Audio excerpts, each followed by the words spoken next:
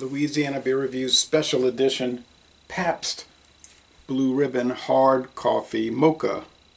This comes in a small 11-ounce can, but not for a particularly small price, $2.49 a can in the 12-pack variety pack. Malt beverage with natural and artificial flavors. Contains milk.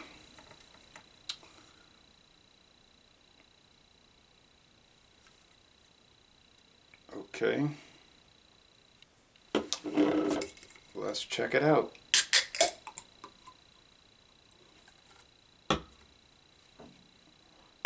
I liked it the first time I had it. Now these are definitely cafe au lait with sugar, okay? So if you don't like sugar in your coffee, this is probably not going to appeal to you, okay? You're not going to get really any head of foam. You get a little bit. I noticed that the cream is not, or the milk is not evenly distributed. There's a white band down here. So it's not totally blended. Being that it's a malt beverage, that means it contains barley malt, may contain filler or adjuncts such as corn or rice products. And it has to contain hops and not just a trace amount. It has to have hops as part of the law for being a malt beverage. Okay. You can smell the underneath beer, really. I think these are mainly produced so people can drink straight out the can. They're probably not going to pour it in a glass and nose it and all of that, but you can pick up like a beer aroma. Sort of neutral, but it's there.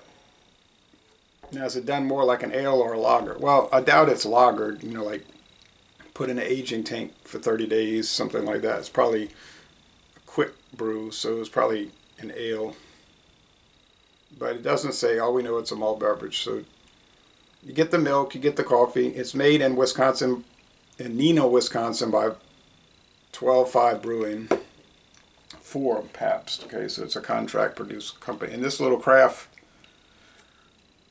beverage company, they produce their own line of coffee based beers, and that's all they produce, hard coffees.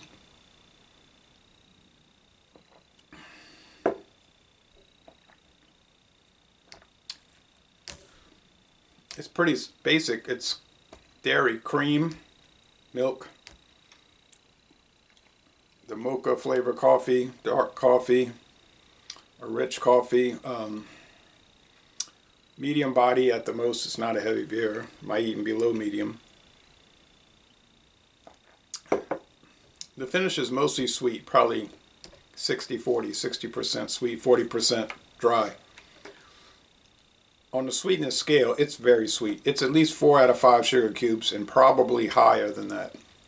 Bitterness units, in a technical sense, if you put it on a gauge, the IBUs might be 10 out of 100, okay? But in a real world sense, there is no bitter flavor, okay? Just maybe from coffee a little bit.